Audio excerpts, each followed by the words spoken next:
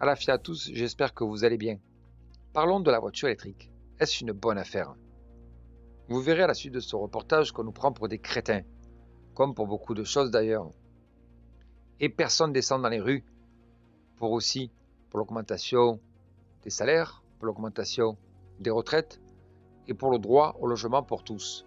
Les Français préfèrent être en masse au match de ballon, au concert et pour la flamme olympique. Voici le reportage. Je vous souhaite une agréable soirée. Merci.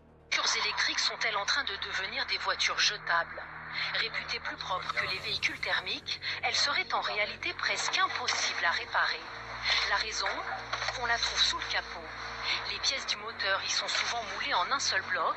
Résultat, en cas de panne ou d'accident, impossible de changer les seules pièces concernées. Le véhicule est encore récent et par exemple s'il y a un problème moteur, on va remplacer directement l'ensemble du moteur. Si par contre il y a un problème sur les batteries de traction, les grosses batteries qu'il va y avoir sous la voiture, là la voiture elle est foutue, elle est bonne à acheter parce que ça coûtera beaucoup trop cher de les remplacer. Et lorsque la voiture est remplaçable, dans son garage, Mathieu Caton doit utiliser du matériel spécifique et intervenir beaucoup plus longtemps. La facture s'annonce plus salée. À une révision à un prix de vente moyen, on est à 130 € pour un véhicule électrique. Mais demain, quand on va devoir réparer ces véhicules, et notamment faire des maintenances, on sera potentiellement sur 2 à 3 fois plus cher qu'une prestation sur un véhicule thermique. De quoi freiner les automobilistes.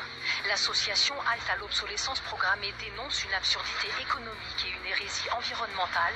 Elle réclame des règles plus strictes pour les constructeurs.